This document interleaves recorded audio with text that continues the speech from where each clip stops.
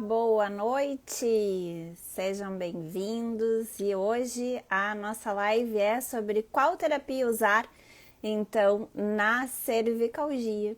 E como de praxe, vamos dando aquele momentinho para o pessoal ir entrando, se organizando, para a gente começar a nossa conversa aqui sobre cervicalgia, sobre terapia manual, sobre visão integrativa. Boa noite, Sara, Bruna. Opa, vários conhecidos por aqui, a Sandra, bem-vindos. Oi, Juju, bem-vinda. Vamos às cervicalgias, então. Cervicalgias, né? Oi, Aglaide. Boa noite, que bom ver as minhas meninas todas por aqui hoje, gente, que legal, que bom, muito bom tê-las presente por aqui, fico feliz. Oi, Sarinha, vou colocar os meus olhos aqui, gente, porque sem eles não tá dando não mais, hein? E hoje, então, vamos fazer um apanhado sobre a cervicalgia aí no mundo, né, na comunidade científica. O que a comunidade científica vem falando sobre isso? Como a gente pode utilizar esse conhecimento que a comunidade científica vem nos trazendo, como a gente aplicar isso no nosso dia a dia, de forma a trazer mais resultados para os nossos pacientes mais rápido e resultados que perduram e que vão realmente fazer a diferença na qualidade de vida das pessoas que nós tocarmos aqui com as nossas mãozinhas. Então, bem-vindos a todos aí que vem chegando. Tem carinhas novas, tem carinhas que eu já conheço de longa data. Quem é novo por aqui, levanta a mão. Levanta a mão se é a primeira vez que está assistindo live. E pessoal, vão deixando aí na caixinha de perguntas ou aqui nos comentários o que mais vocês gostariam de saber sobre esse tema. Se eu tiver resposta hoje, eu entrego a resposta aqui hoje. Se não tiver a resposta, na próxima live, semana que vem, a gente conversa mais. Então vão deixando as suas dúvidas e anseios aí na caixinha sobre esse tema. Né? Cervicalgia, por óbvio, vem crescendo constantemente, não só aqui no Brasil ou no mundo, a sua incidência, né? Vem aumentando cada vez mais o número de pessoas, ou a sua prevalência, né? O número de pessoas que vem sofrendo com dores nessa região. E por isso eu achei bem... É um momento bem importante da gente começar a falar sobre isso, né? Eu mesma tive alguns momentos aí ao longo dessa pandemia que precisei, né, me tratar porque sofri com dor nessa região. Então, o que a gente faz, por que a gente faz, né? E o que o mundo tá falando sobre isso é o que a gente vai falar por aqui hoje, tá? Então, eu já vou começar aqui, ó, compartilhando o meu artigo de base pra gente falar sobre isso. Tá? Essa preciosidade aí, vão deixando os comentários de vocês, tá, gente? Que foi um super artigão aí com várias referências bibliográficas, não sei se vocês estão enxergando bem, vou tirar os comentários um pouquinho, mas é um artigo que fez um apanhado grande aí sobre diagnóstico e manejo, né, da dor cervical ou neck pain, como ela é conhecida mundialmente, né, que seria a dor no pescoço. Então, em 2017, que foi quando eles fizeram esse estudo aí, tá? Eles pegaram todos os artigos aí que eles encontraram nas bibliotecas, né? Como a Medline, Google Scholar, a Cochrane Database. Então, eles buscaram tudo que tinha, né, sobre a dor no pescoço, usaram várias palavras-chave, né, pesquisadores fazem isso para fazer revisão bibliográfica, e nos trouxeram aí um apanhado com 200 e tantos artigos que eles selecionaram a partir desse overview que fizeram, pegaram os artigos mais importantes, as revisões sistemáticas, enfim, artigos que tenham uma boa qualidade científica e nos trouxeram o que havia nesses 200 e tantos artigos resumidamente. Claro, não vou poder falar de tudo que esse artigão aí nos trouxe, que essa revisão nos trouxe, mas eu vou falar de alguns aspectos que eu considerei importantes para esse momento. Em outras lives eu vou aprofundar um pouco mais, mas hoje eu vou poder pontuar algumas questões para a gente começar a falar sobre esse assunto, gente. Porque sabe o que eu vejo cada vez que eu pego um tema para a gente conversar aqui? Tem um mundo que se abre, né? Então, eu poderia ficar estudando meses só sobre cervicalgia. Mas o que eu já vi também é que de cada tema, né? Eu já falei aqui sobre a lombalgia também. Cada tema que eu pego leva para o mesmo lugar. E vocês vão ver um pouquinho mais à frente da live para qual lugar que nós vamos, então. E no próprio artigo que eu trouxe aí para vocês, depois eu posso compartilhar ali nos stories para vocês enxergarem com mais clareza, o próprio artigo, né, mesmo fazendo esse apanhado geral aí, com 200 e tantos artigos que eles consideraram significativos, né, ele leva para o mesmo lugar, tá? Então, nós vamos chegar lá na live também, fiquem aí, né, para a gente poder ver que lugar é esse, então. Então, se a gente vai tratar, né, uma região como a região cervical, eu considero que primeiro é importante a gente fazer um reconhecimento do território, então, né? Um reconhecimento dessa região que eu vou abordar. Então, eu vou fazer um overview aqui, tá? Para vocês sobre a cervicalgia e aí a gente vai avançando aí na live. Me digam se já tem alguma questão aqui, vou abrir um pouquinho os comentários, depois quando eu for trabalhando com as imagens eu vou fechando, né? Quem me conhece sabe que eu gosto bastante de usar a imagem, eu acho que facilita o aprendizado e a fixação daquilo que vocês estão aprendendo, daquilo que eu estou trazendo, que vocês estão revisando, tá? Então, acho que sempre é bom trazer imagens também. Tem aquele aluno, né, que é mais visual, o outro é mais auditivo, então é bom trazer toda essa dinâmica realmente para conseguir atingir uma qualidade maior e uma fixação maior do conhecimento. Então, se comuniquem aí comigo, não me deixem falando sozinha, gente.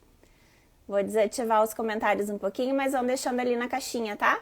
Ali no videozinho onde tem mais, acho que ali não, na caixinha, na bolinha das perguntas, vocês podem ir deixando ali, tá? Conforme eu for falando, se for surgindo. Então, o que eu achei muito interessante quando eu li esse artigo e me aprofundei mais na cervicalgia, é que ela é considerada uma das top 5, uma das top 5 dores crônicas no mundo, olha só. Né? Então, depois da lombalgia, vem a cervicalgia, vem outras questões como a depressão, por exemplo, consideradas, né, como geradoras de incapacidade. Então, nós temos as cervicalgias entre as nossas top 5 em termos de prevalência e anos de incapacidade, tá, gente? Só que o que acontece com essa sintomatologia é que ela não recebe tanto recurso financeiro em termos de pesquisa como as dores lombares. Então, a gente não tem tantos estudos, né, para cervicalgia como a gente tem para a lombalgia. E isso é importante a gente saber também, tá? E um outro dado bem interessante que esse artigo traz é que a maioria dos episódios agudos se resolve espontaneamente. Então, olha só, uma pequena fração, né, não vai se resolver espontaneamente. E a gente tem 1/3, então, né, dessas pessoas que tiveram cervicalgia que permanece com sintoma e recorrências de dores por mais de 1 ano, né? Então, seria uma parcela das pessoas que tiveram cervicalgia pela primeira vez que podem se enquadrar nos pacientes com cervicalgia, com dor crônica nesta região. E aí, quando a gente fala de dor crônica, um outro universo se abre diante de nós, né? E a gente precisa realmente olhar para alguns aspectos. E esse artigo já traz como fator de risco, então, para persistência, ou seja, para a dor se tornar crônica, a genética, que no meu ponto de vista, não sei o que vocês pensam, eu já vejo a genética como questionável, né, tendo em vista que a gente tem estudos como a epigenética, né, da epigenética, melhor dizendo, que já mostram que a gente pode sim mudar né, essas questões genéticas através dos nossos comportamentos, através dos nossos do ambiente, através do nosso meio social, através do cuidado com as nossas emoções, né, com uma série de cuidado com uma série de fatores que podem impactar, né, a nossa genética positivamente. Então, é possível transformar, né, o que a gente acreditava que vem como uma carga, né, que a gente não tem o que fazer. A partir das nossas escolhas, a gente consegue transformar até mesmo a nossa genética. E aí, como fator de risco, a gente tem o psicossocial, gente. Então, a gente já sabe que a dor crônica, ela vai além, né, da parte bio. A gente vê a dor crônica hoje precisando de uma visão multidimensional e uma abordagem biopsicossocial. E aí eu separei uma imagem desse artigo que eu achei muito bacana, que fala bem, não sei se vai ficar claro, achei que ficou esquisito. Quando eu olhei aqui no meu computador ficou melhor, tá, gente? E aí, o que essa figurinha aí vai mostrar para vocês que a gente precisa levar, né, em consideração nesses pacientes com dor crônica, que aliás, eu recebo aqui muito paciente com dor crônica, né? Dificilmente eu recebo paciente com torcicolo. Me contem como é para vocês aí. Vocês recebem pacientes mais agudos ou pacientes mais crônicos que já vêm lutando com isso há algum tempo? Escrevam para mim que eu quero saber. Então, a gente levando para esse aspecto do psicossocial, a gente vai precisar pensar, né, nos aspectos psicológicos, como, por exemplo, a ansiedade, crenças, estresse, somatização e catastrofização por esse paciente. A gente vai ter aspectos socioculturais, como, por exemplo, questões financeiras, a insatisfação com o trabalho, que mais as expectativas, muitas vezes frustrações desse paciente. A gente vai ter também o aspecto biológico e físico, como a alteração dos caminhos nociceptivos, a gente vai falar um pouquinho disso aqui. A gente vai ver problemas biomecânicos também. E o que mais? Nós vamos ver também fatores biológicos associados aos físicos, né? Como, por exemplo, a genética, que eu questiono, sexo. A gente já sabe, né, que algumas sintomatologias têm preferência pelo sexo feminino, né? E as cervicalgias também, né, acontecem mais nas mulheres. O estilo de vida, a gente já sabe que vai impactar também, né? Um estilo mais sedentário. Condições físicas como a obesidade, né? As questões do sono também, a pessoa dorme bem, não dorme. Tudo isso vai impactando diretamente, né, essa questão das dores crônicas. Aqui é um apanhado mais geral, né? Só pra gente pensar sobre isso, porque às vezes a gente lê sobre psicossocial, parece que eu pego a parte bio, que é a que me pertence, e o resto, né, eu deixo de lado.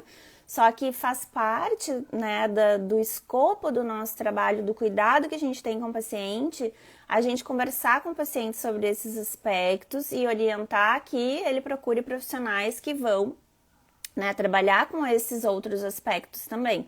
Porque muitas vezes eu tenho recebido pacientes aqui, não sei se isso acontece com vocês, que eu faço a avaliação, olho as imagens, vejo a questão do movimento e né, a parte bio do paciente não está combinando assim com a intensidade da dor e com a permanência da dor e distribuição, enfim, com esses aspectos mais bio mesmo, né? Eu vejo que não combina com o que ele está me trazendo, aquilo que eu vejo nele, aquilo que eu encontro nos exames também. Então, a gente precisa informar o paciente sobre isso, sobre a importância das emoções, né? Sobre a importância do meio que ele vive, sobre o que ele acredita, tudo isso precisa ser informado para o paciente. Muito bem. E aí a gente já sabe também, depois de falado isso, né? Deixa eu tirar essa imagem aqui. Parar de compartilhar um pouquinho para não confundir. A gente já sabe também que metade, traz esse artigo aí, né? Esse artigão, metade das pessoas com dor cervical crônica tem dor mista. Vai ter o que eles classificam, né, como sintomas neuropáticos e nociceptivos e sintomas com predominância neuropática. São divisões, classificações, né, que eu vou falar um pouco mais para frente sobre isso, classificações das dores na cervicalgia, né, da predominância de neuropática nociceptiva ou neuropática.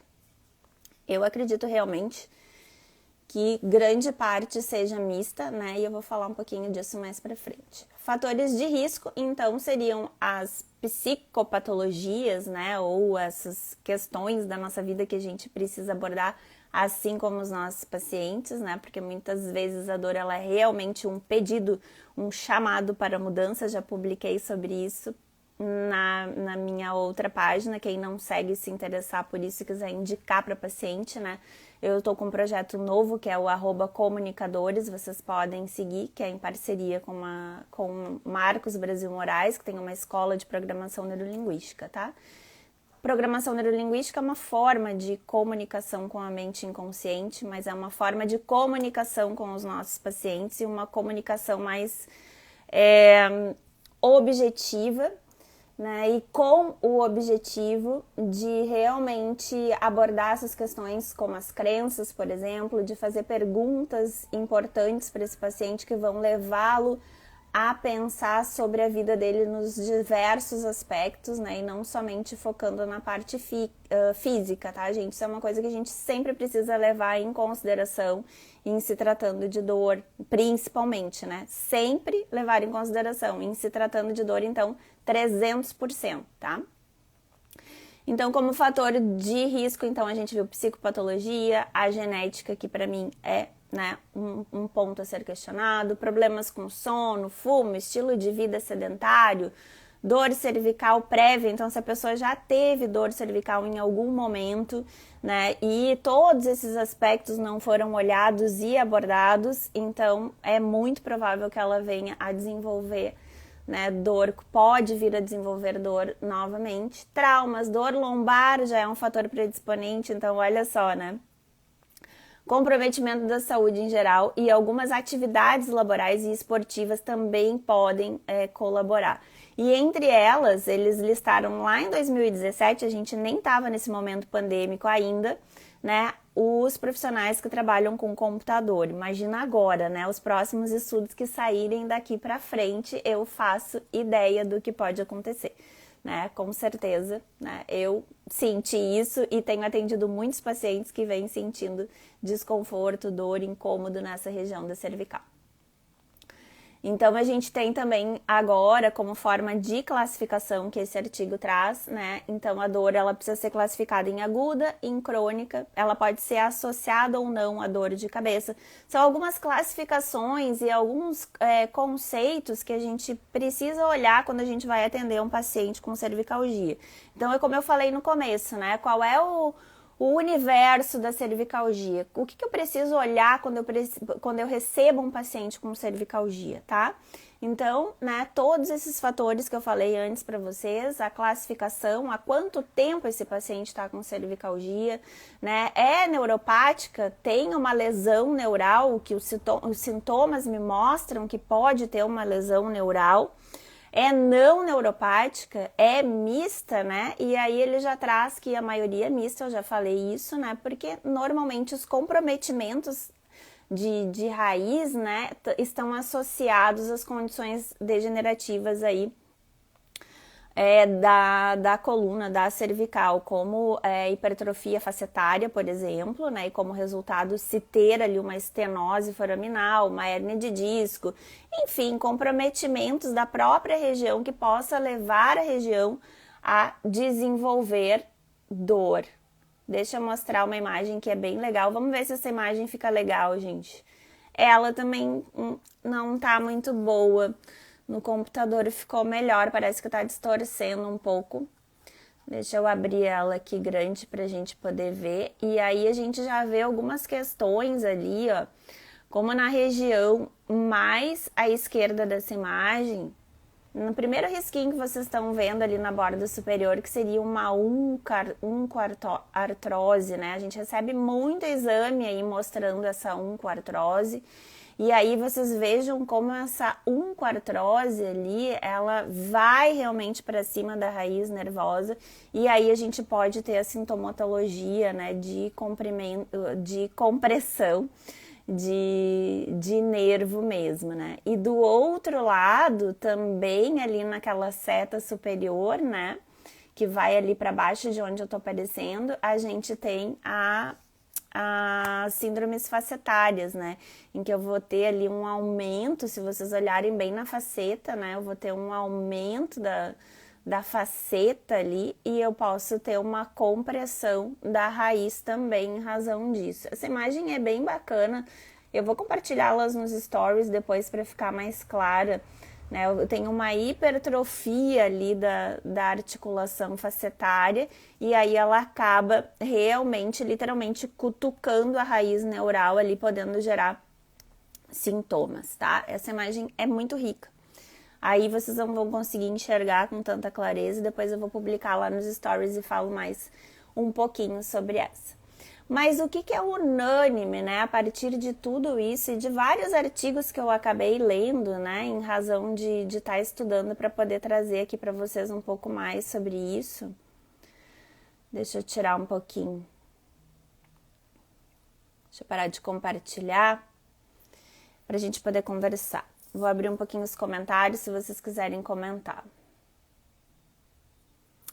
O que eu vi desses artigos, tá, gente? Que a maioria, se vocês quiserem as fontes, depois eu compartilho fontes mais específicas também para falar, para vocês verem sobre terapia manual, tá?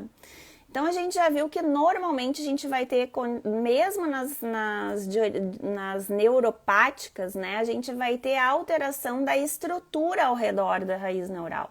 A gente vai ter uma alteração da estrutura das facetas, por exemplo, da posição das vértebras, podendo gerar compressão nervosa, podendo gerar sobrecarga de um lado das facetas, enfim, uma série de alterações podem estar acontecendo aí nessas estruturas.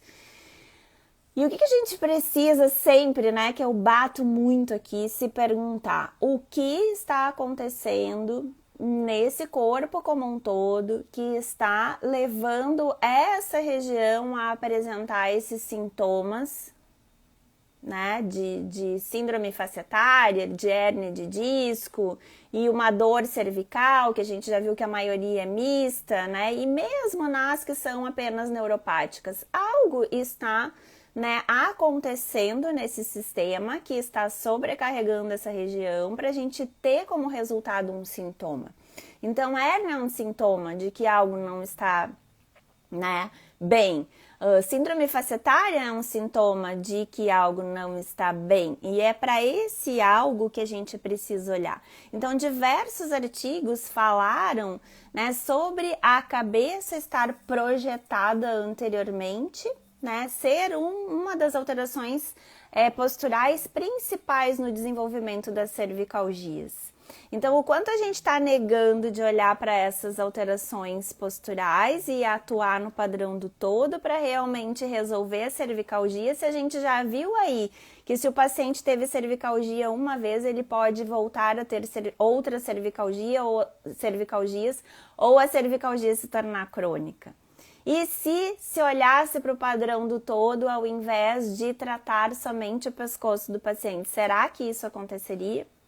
E se já numa primeira vez que o paciente viesse para nós, a gente já conversasse sobre os outros aspectos da dor, sobre a importância do que ele acredita em modular a dor, enfim, de todos esses aspectos que a gente vem já conhecendo e falando sobre a dor, será que isso realmente aconteceria? Se quando a gente recebe o agudo e a gente já falasse sobre tudo isso? Então, quanto a gente poderia, através simplesmente de uma boa conversa de educação em dor, né, ajudar os nossos pacientes e ajudar o mundo a diminuir, né, o número de pessoas com dor crônica. Então, fica aqui a reflexão para vocês sobre isso. tá? Do quanto a gente precisa se desenvolver e desenvolver as nossas habilidades e o nosso conhecimento sobre dor e sobre todos esses aspectos que eu tô trazendo aqui pra gente realmente tratar, né? Porque o tratamento ele vai além da técnica que a gente usa. Tudo isso aqui já é tratamento. Eu conhecer, né, eu enquanto profissional conhecer sobre tudo isso já vai mudar a minha forma de tratar o paciente. Então eu destinar um tempo da minha vida para eu estar aqui como vocês agora escutando isso, já vai mudar a forma de vocês abordarem a cervicalgia. Então isso é muito rico, gente. Então a gente vê que tem esses fatores que já, né, geralmente estão presentes e que o paciente vai, se não desenvolveu ainda, pode desenvolver a cervicalgia. O que eles relatam também? 50%, tá? Nesses artigos, pelo menos, apresentam trigger points. Onde? Trapézio, elevador da escápula, esternocleidomastoideu, né? Romboides. Então, a gente precisa de técnicas que abordem, né, essa disfunção. Só que sempre lembrando, o trigger point ele não é uma entidade que surgiu ali do nada, né? O trigger point ele é também um sintoma. Então, o que acontece na estrutura desse corpo como um todo, que está sobrecarregando a região onde nós temos o trigger point, na cervicalgia, né? Que eu preciso olhar e atuar também para efetivamente resolver, ajudar o meu paciente no caminho da resolução desse sintoma, entende? Então, sempre vem, né, essas perguntas antes da gente partir para a nossa intervenção. Avaliar o paciente, conversar com o paciente, explicar tudo isso para o paciente, já é tratamento, tá? E isso é uma coisa que cada vez mais eu me dou conta, mas às vezes eu tô falando com o paciente e fica uma voz na minha cabeça assim, eu fico doida para ir logo botar a mão. Parece que eu botar a mão é o que vai resolver. Sim, vai contribuir para uma parte do tratamento, mas eu conversar com o paciente, né, já é tratar, eu ensinar o paciente sobre o que é dor, sobre todos esses aspectos que envolvem o que ele está sentindo na dor crônica, já é o tratamento. Isso a gente precisa entender. E a gente precisa explicar para o paciente também. Então, a avaliação é muito importante para qualquer sintomatologia, tá, gente? A avaliação já é tratar. Coloquem isso na cabeça de vocês, tá? Eu sei que é um processo. Para mim demorou para cair essa ficha e ainda assim às vezes eu ouço a vozinha me mandando levar o paciente pro box e botar uma mãozão logo nele, porque parece que é minha mão que vai ajudar efetivamente. É também, mas não é só isso, tá? Tem um processo para as coisas funcionarem de uma forma mais eficiente, mais eficaz e que vai perdurar. Então, esses artigos já vêm trazendo isso, né? Eles identificam que tem essas alterações, que tem trigger point, que tem a questão postural envolvida também, né? E eles começam a trazer a fáscia para o jogo também. E a gente, né, estamos aqui, vamos ter que falar da fáscia. Porque a fáscia, né, envolve tudo isso que a gente falou até agora. Ela é tridimensional, ela nos atravessa, ela nos dá forma, ela nos dá sustentação, ela distribui as tensões e força pelo nosso corpo. O nosso corpo hoje ele é visto como uma estrutura de biotensegridade, então quem dá a direção para essa nossa estrutura são os cabos miofaciais, né, distribuídos. Pela minha visão, eu gosto de seguir os conceitos dos trilhos anatômicos, né? Mas se você segue outra pessoa, né, Antônio Carlisteco, enfim, outros pesquisadores, eu acho que a gente despertar para ver, né, o corpo de uma forma conectada já é o primeiro passo. Não importa se você concorda com Thomas Myers, ou se concorda com Steco, ou se concorda com outros autores. O fato é que nós precisamos ver o corpo de uma forma conectada, né? Então, eu sigo mais o Myers, mas eu olho para todos eles, né? Eu testo na minha prática e vejo o que está funcionando também. Né? Então, a gente vê o corpo como uma estrutura de biotensegridade, seguindo esses caminhos também, vai nos ajudar a ver onde a gente precisa efetivamente atuar. Porque não é só como, eu vou atuar? É eu saber onde.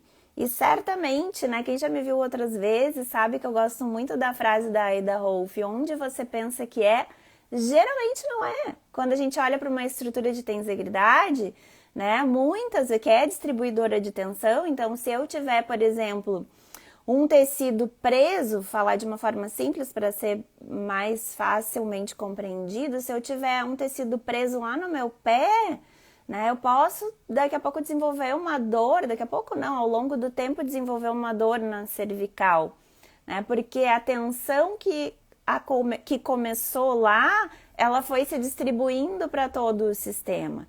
E quanto mais tensão, menos resiliente esse corpo vai ficando também. Menos adaptável esse corpo vai ficando e mais suscetível às lesões.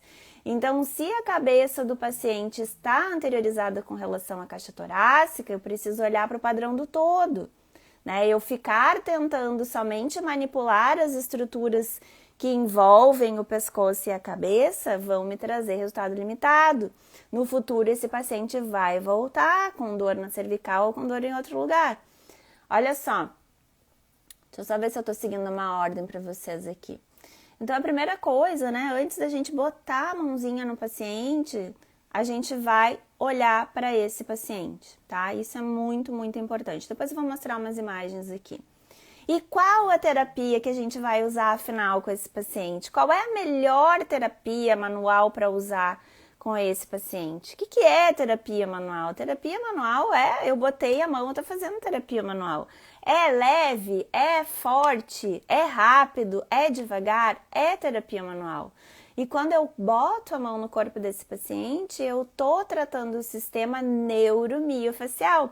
A gente precisa colocar o sistema nervoso no jogo também, né? A face ela é ricamente inervada, muito rica em mecanoseptores, né? A gente vai ter terminações de Ruffini, a gente vai ter as terminações nervosas livres, que estão diretamente ligados à nossa percepção de dor.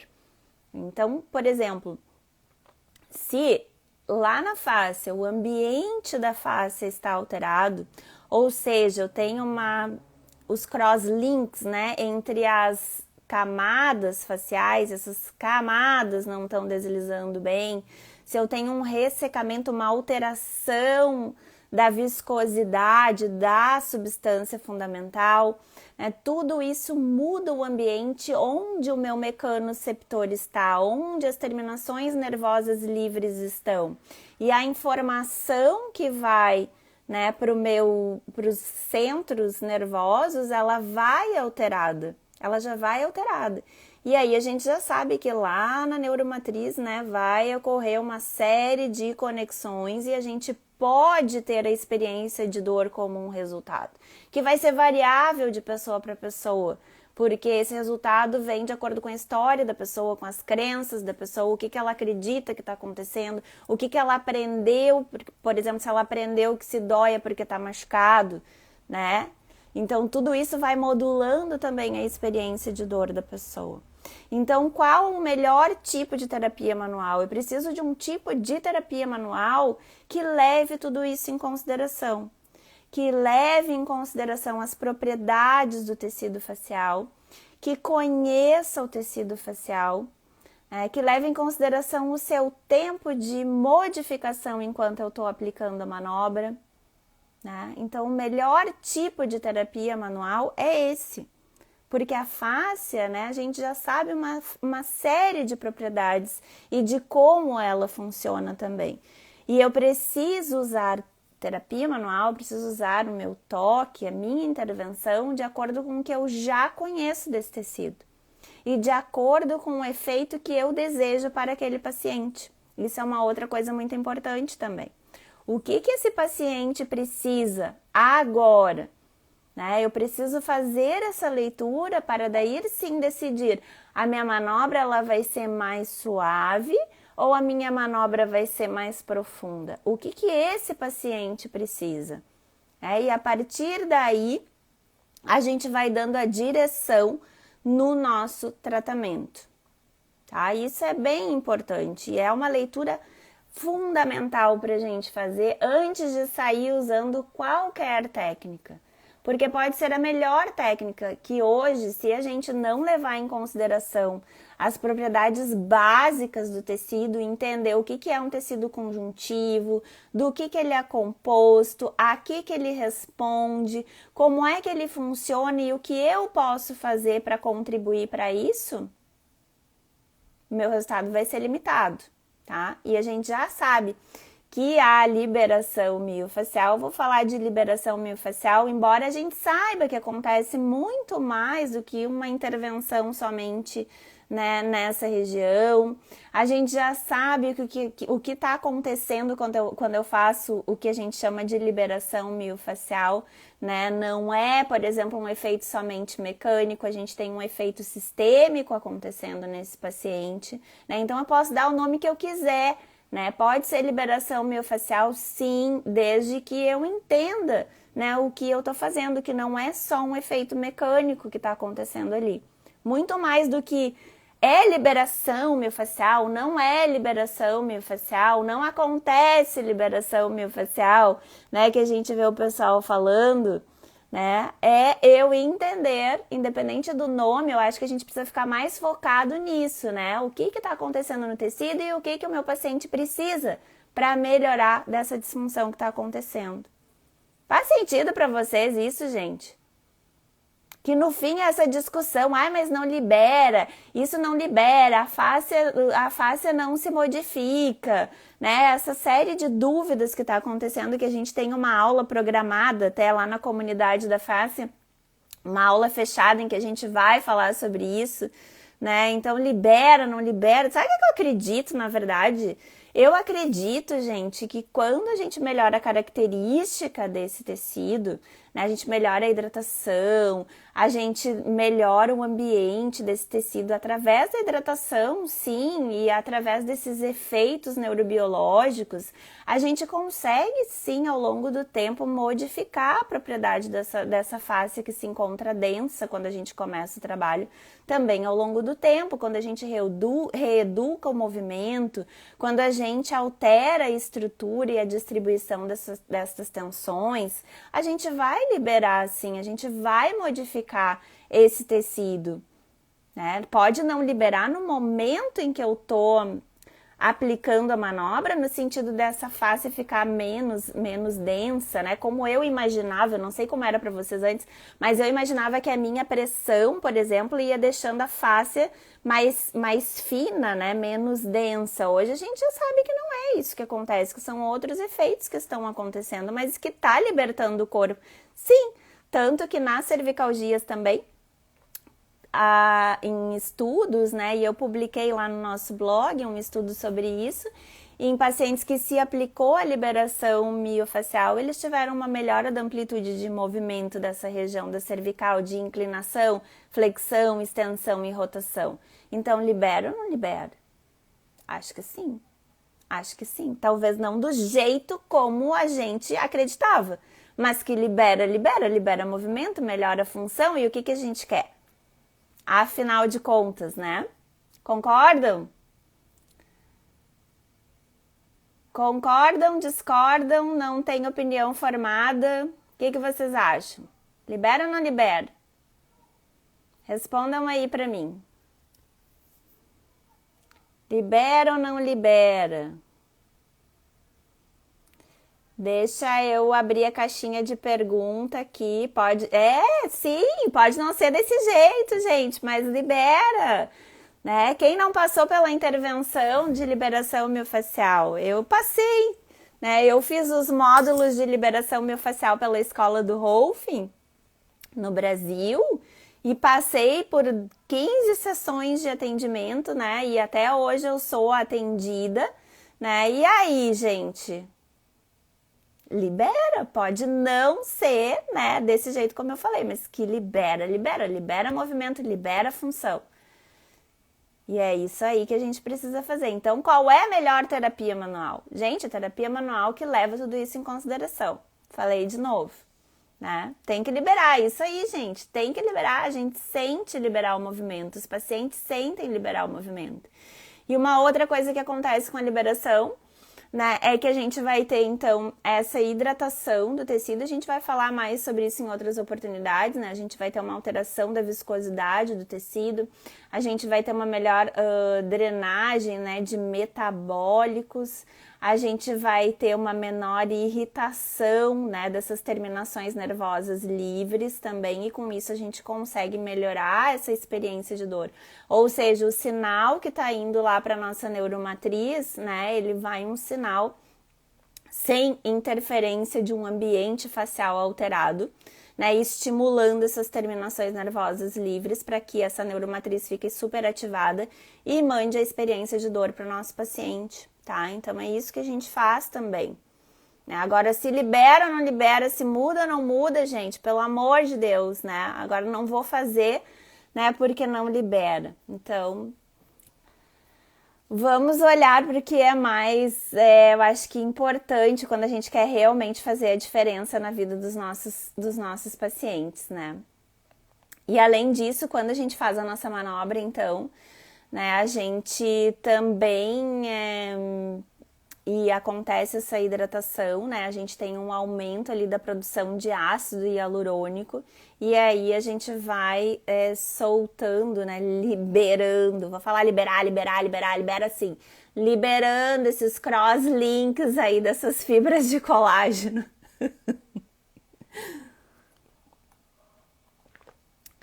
Né? Então a gente tem um melhor deslizamento entre essas camadas faciais, né? Porque ela é disposta em várias camadas e aí com essa hidratação a gente também tem, né, essa melhora do deslizamento entre essas camadas, tá?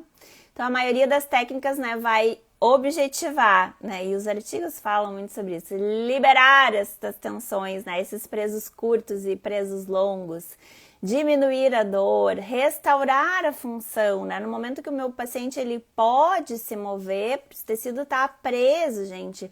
Se eu tenho uma tensão excessiva, eu vou comprometer a função, tá? E a gente tem que realmente soltar.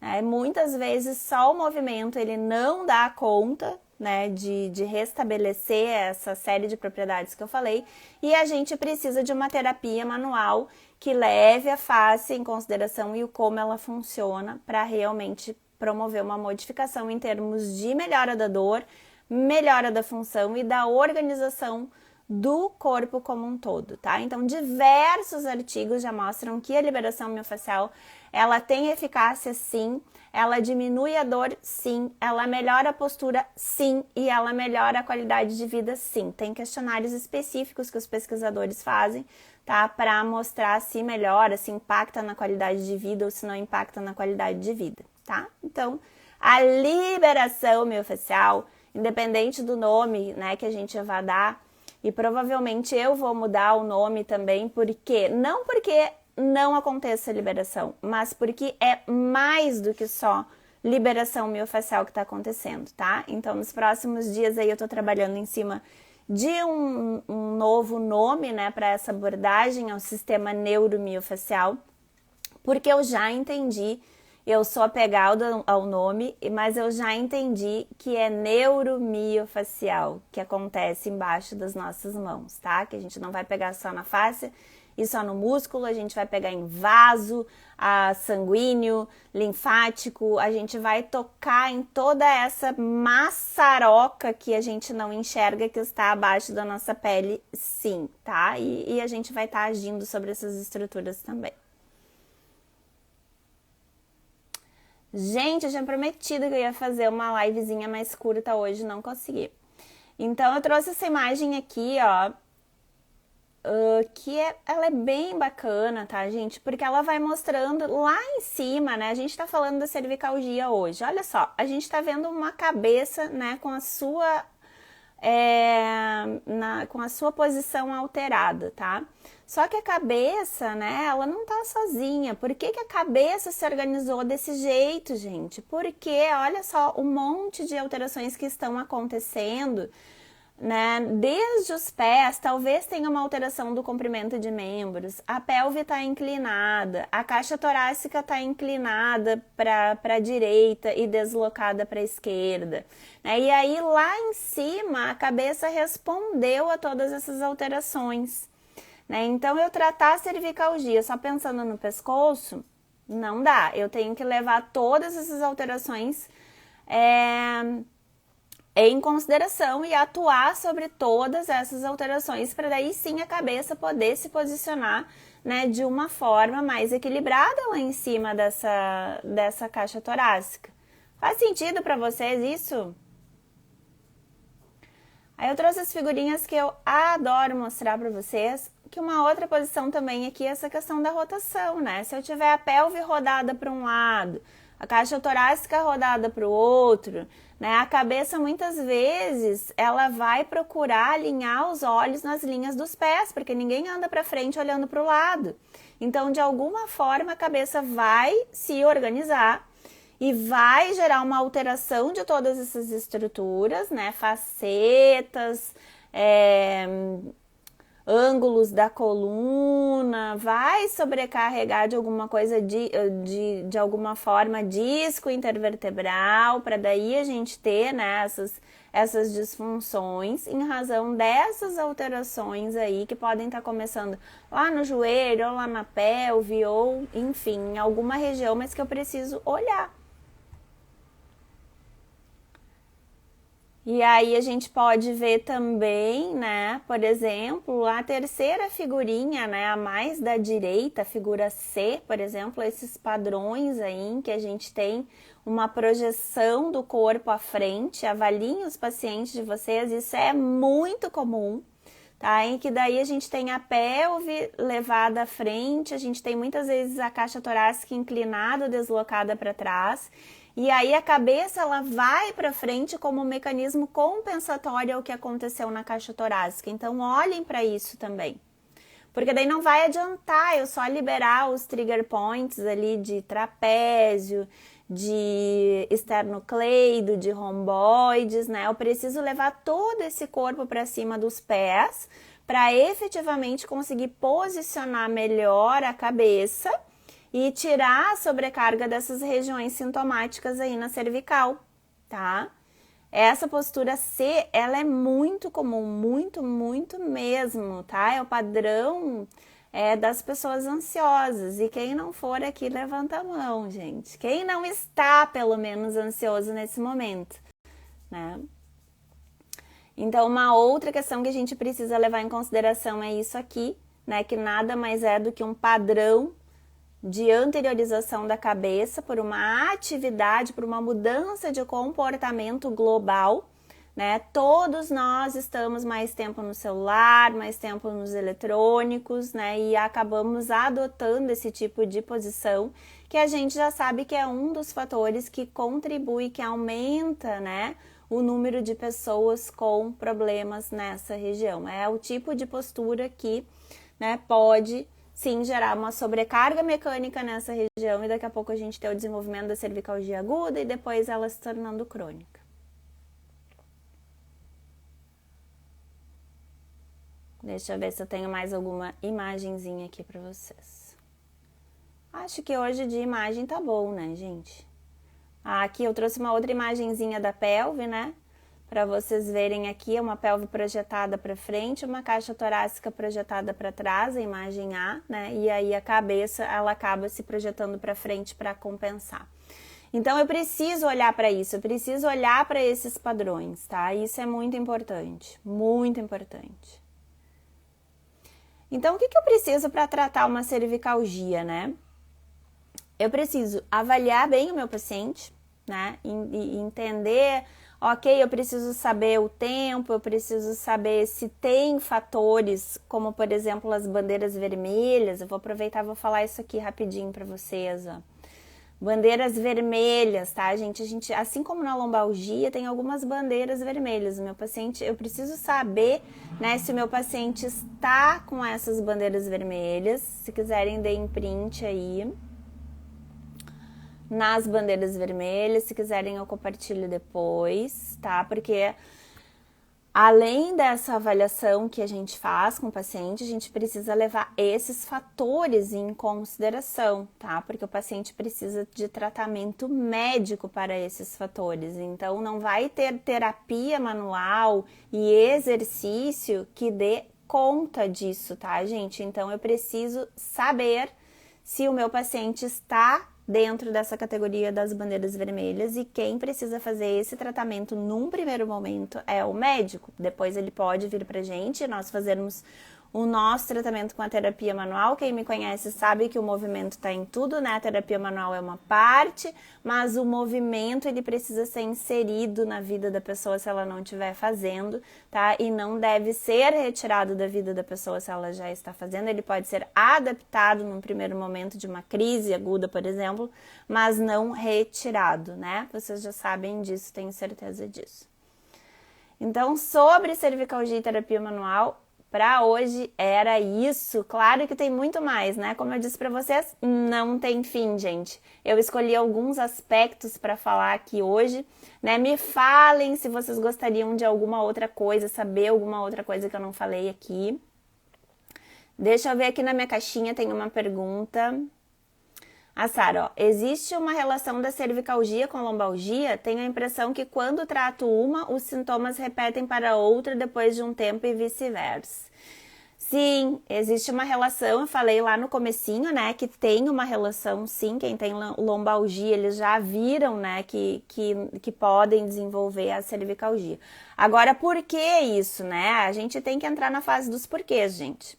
Quando a gente vê esse tipo de figura aqui, ó, deixa eu trazer de volta. Como é que fica a lombar dessa pessoa que tem essa projeção do corpo para frente, né, gente? Eu vou tirar os comentários um pouquinho. Estão vendo? Né? Quando a gente tem um deslocamento da pelve anterior aos pés, primeiro que a pelve ela não tem uma boa base de sustentação. Se a pelve não tem uma boa base de sustentação e a lombar está sobre a pelve, a lombar também não tem uma boa base de sustentação e acaba ficando sobrecarregada pela posição da caixa torácica, que está inclinada ou deslocada para trás, entende? Então, eu sempre tenho que olhar o padrão do todo e atuar sobre o padrão do todo, para daí sim, né, diminuir essas sintomatologias e essas correlações. Porque né, que dói a cervical e dói a lombar, ou dói a lombar e dói a cervical. Então, aí é uma resposta bem interessante e possível, né, nessa vista. Claro que se a gente olhar na vista anterior e posterior, e se a gente olhar numa vista superior, outras compensações podem estar acontecendo nessa pessoa que podem predispor a ter cervicalgias. Essa semana eu avaliei uma pessoa que tem dor lombar, né? A gente está na fase da avaliação ainda. Só que e hoje eu apresentei a avaliação para ela, e quando ela olhou para a cervical dela, chamou muito mais atenção do que a qualquer alteração em outras partes do corpo. Então, o que eu vi ali? Que sim, a cervical, ela precisou se organizar a alterações mais sutis que estavam acontecendo no restante do corpo, e ela tinha esse padrão de projeção anterior aí da pelve, né? Então, é uma região que precisa de cuidado e intervenção. Não tem sintoma agora, mas no futuro pode ter, né? Então, a gente já consegue, quando a gente para olhar para o paciente e recebe ele com a lombalgia, a gente já consegue atuar no padrão do todo para que ele não tenha cervicalgia depois, ou vice-versa. Às vezes a gente recebe primeiro pela cervicalgia e a gente já entende por que aquela cervical está naquela posição, né? E abrange o padrão do todo. Faz sentido, gente? Me falem se tá fazendo sentido, se não tá fazendo sentido. Como é que é na prática de vocês? Ninguém me respondeu ali. Vocês recebem mais pacientes agudos ou pacientes crônicos? Como é que tá? Vocês percebem que tem aumentado o número de pacientes que chega até vocês com cervicalgias e disfunções nessas regiões? Oi, Michael. O Michael vai dar uma super aula pra gente lá na comunidade da Fáscia, falando de tudo que eu dei uma pincelada hoje aqui sobre, né, os efeitos das nossas manobras na face. Aqui a face responde, aqui a face não responde, né? Como nós podemos atuar com a liberação, rápido, devagar, profundo, superficial. Então a gente vai falar sobre tudo isso lá. Quem quiser, o link para a comunidade está na bio. E aí vocês podem entrar na comunidade para receber o acesso para assistir a aula que a gente ainda vai agendar, mas ela já está sendo preparada, né, Michael? Ó, aumentou o número, a Sara recebe mais crônico. A Jaque diz aqui, ó, que houve um bom aumento nas cervicalgias. Eu senti isso aqui também, tá, gente? Bastante gente sentindo essa sobrecarga. Tá? E eu já fiquei me avaliando, porque uma coisa é, né, a gente ficar, sei lá, uma semana eu tô estudando mais, né? Outra coisa é uma mudança que a pandemia nos empurrou para acontecer, né? Eu hoje fico muito mais tempo sentada, né, estudando, montando, avaliando os meus pacientes, né, estruturando os planos de tratamento, do que em pé atendendo vários pacientes, caminhando para lá e para cá. Então, o meu corpo, né, o meu prof de Pilates, e a Bárbara também já falou isso na live, o meu corpo, ele já mudou a sua forma. Ele está se adaptando ao meio que eu estou colocando ele. E a gente precisa, e a atividade que eu estou impondo também.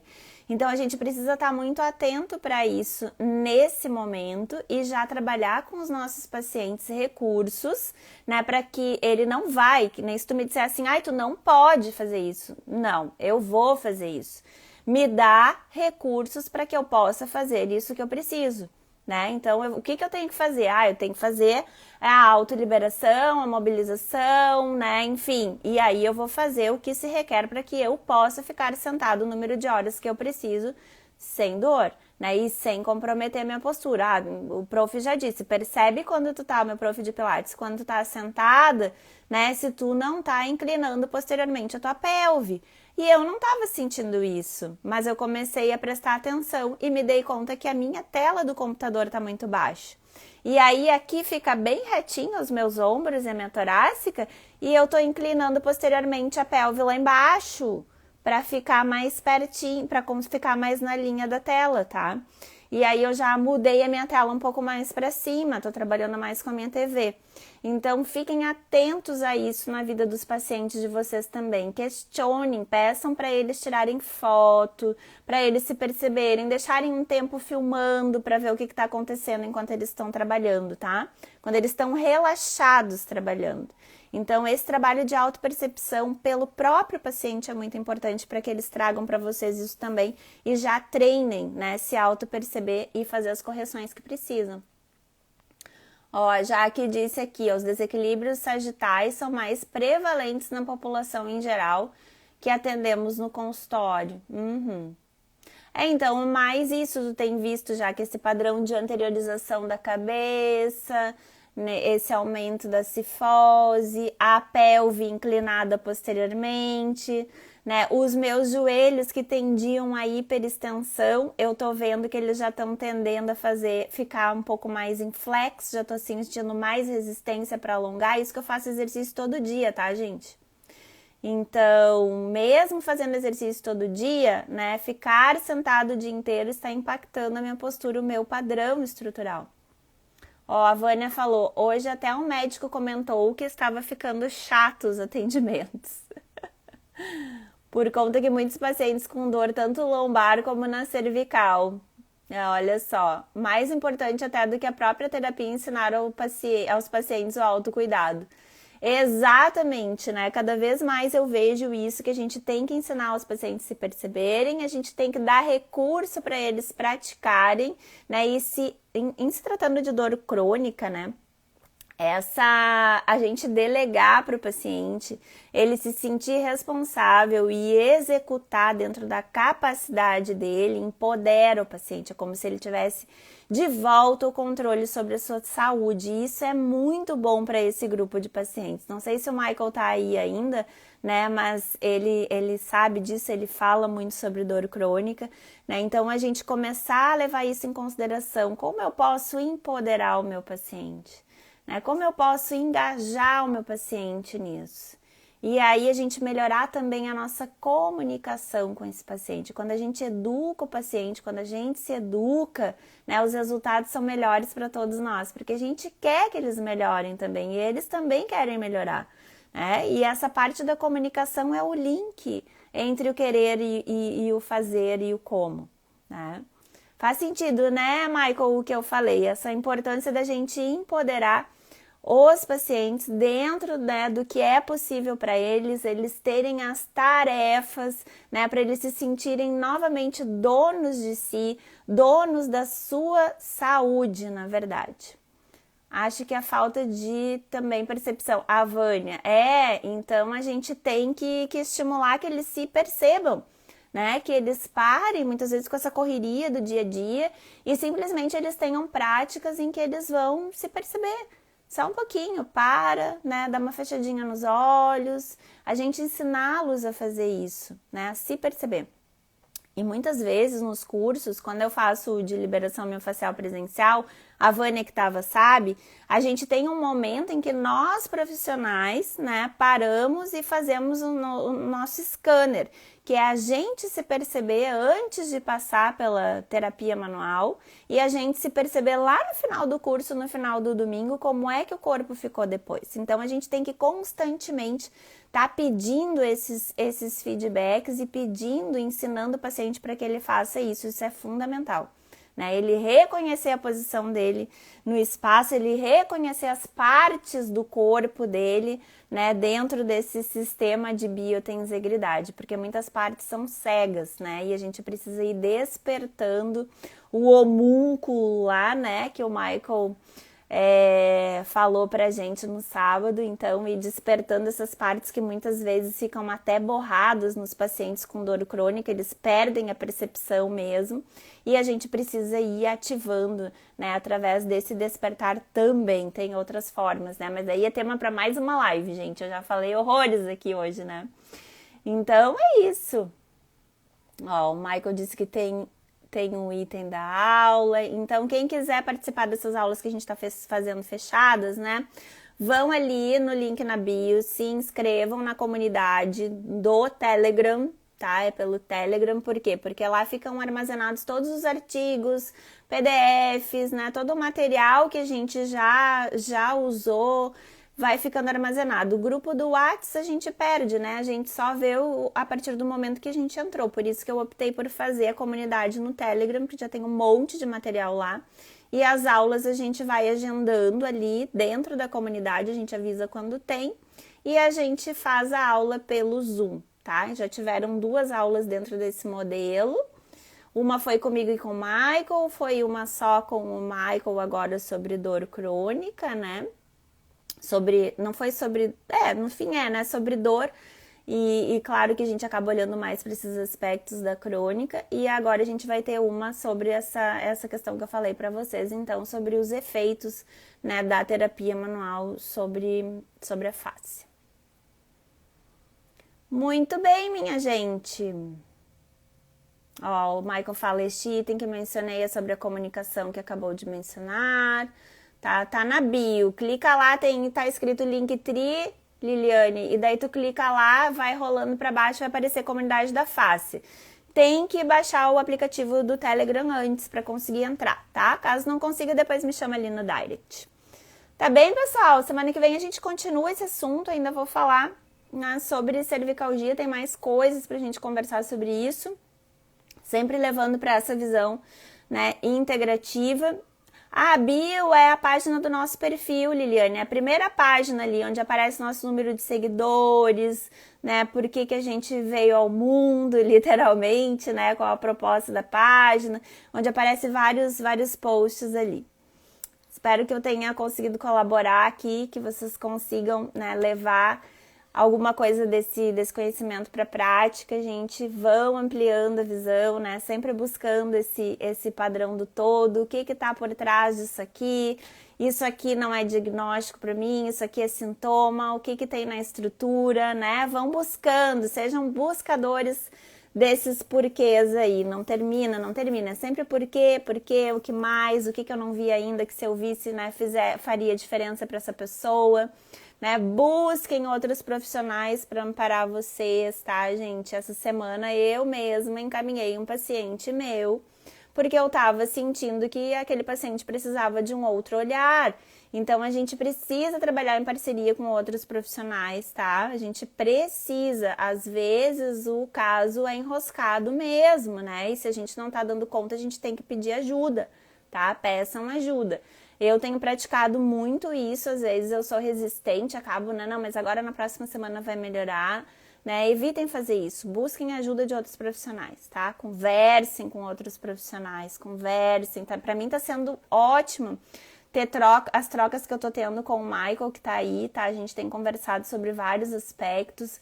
Então, a gente se unir como comunidade mesmo. Entre na comunidade, vamos conversar. Às vezes eu demoro um pouco, principalmente no que diz respeito às avaliações, porque eu também tenho um universo de coisas, mas eu vou olhar. Eu posso demorar um pouquinho, mas eu vou olhar. Então, né, sintam que a comunidade é um local de amparo para vocês, tá? Em que a gente vai poder estabelecer essas conversas, essas discussões mais profundas. Aqui pelo Insta não tem como a gente fazer isso, né? Vocês precisariam falar, a gente precisaria se ver. E pelo Zoom a gente consegue fazer isso. Né? Então, entrem lá na comunidade para a gente conseguir ter uma conversa mais próxima. Ó, a Vânia também acha o nome Liberação muito vago. Então o nome tá sofrendo uma transformação que eu estou gestando, porque eu sou apegada à liberação miofascial. Eu sou muito apegada, eu acho um termo muito bonito, né? E eu entendo que é mais do que isso, mas eu acho assim... a liberação pra mim ela é cheia de significados, tá, gente? Pra mim ela não é pejorativa como a comunidade científica tem visto isso, tá? Eu vejo ela, né? Eu vejo tudo que ela é. Que ela não é só o que a comunidade está vendo. Por isso que eu resisti para trocar o nome, tá? E ainda tô pensando, ainda tô meio resistente, tá? Mas eu acho que vai mudar. Então, um beijo grande. Foi muito bom tê-las aqui comigo e tê-los aqui comigo, embora os meninos sempre venham em menor número. E até a semana que vem, que eu acho que eu vou fazer meio-dia daí, tá, gente? Pra gente conversar mais sobre esse assunto aí. Mais sobre terapia manual, mais sobre cervicalgia, tá? Esse mês vai ser uma avalanche de cervicalgia sobre diversos aspectos. Beijo grande, boa noite e até breve. Tchau, tchau, gente!